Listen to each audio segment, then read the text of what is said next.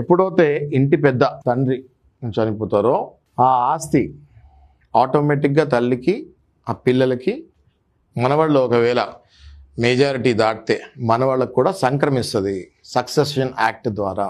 మీకు వచ్చిన ఆస్తి కాకుండా నీకెందుకు ఈ ఆస్తి అని తల్లిని అడిగే వాళ్ళు ఇవాళ మనం చూసుకుంటే సమాజంలో 100కి 90 మంది పిల్లలు ఉన్నారు.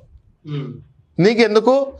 మేము అన్నం పెడుతున్నాం కదా, మీకు షెల్టర్ ఉంది కదా, నీకు ఏమైనా కావాలంటే నేను కొనిస్తున్నాను కదా, నీకెందుకు అని అడిగే పిల్లలు 100కి 90 మంది ఉన్నారు.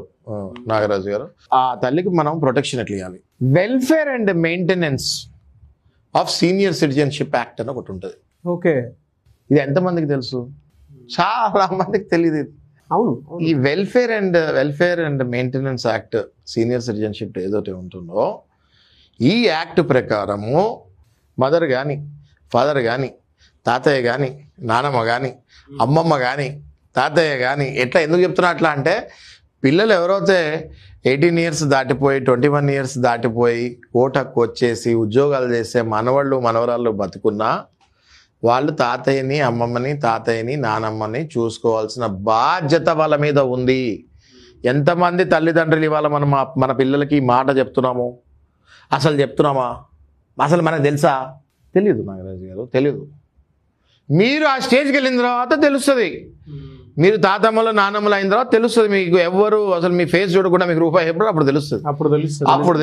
అప్పుడు తెలిసే లోపు ఇంకేముంటుంది, పుణ్యకాలం కాస్త పోతుంది కదా. సో నేనేం చెప్తున్నానంటే ఇట్లాంటి తల్లిదండ్రులు ఇప్పుడు మనవాళ్ళు మనవరాళ్ళు ఉన్నా కూడా ఆ చట్టాన్ని వాట్సాప్లు ఉన్నాయిగా, మనవాళ్ళకి కూడా వాట్సాప్లు ఉన్నాయి కదా, దయచేసి అది వాట్సాప్ పెట్టండి. వెల్ఫేర్ అండ్ మెయింటెనెన్స్ యాక్ట్ ఏంటి ఆఫ్ సీనియర్ సిటిజన్షిప్ అనేది పెట్టండి. పెడితే ఆ చట్టం ఏం చెప్తుంది నాగరాజు గారు మీకు తెలుసా? As good as maintenance.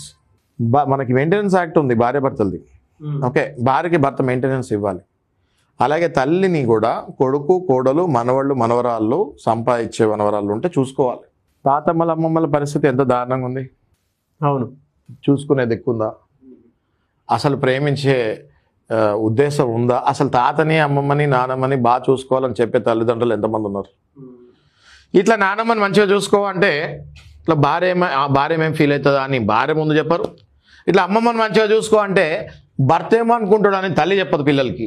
Nagaraju గారు, అవునండి, గుండెల మీద చేసుకొని చెప్పమంటున్నా నేను. హ్యాపీగా కమెంట్స్ పెట్టండి కింద, ఎందుకంటే మీరు పెట్టిన కమెంట్ మీ భర్త చూస్తారని భయపడక్కర్లేదు. అంత ఇన్ని వీడియోల్లో ఆ కమెంట్ చూడరు, మీరు హ్యాపీగా కమెంట్ పెట్టండి. Because we want to know that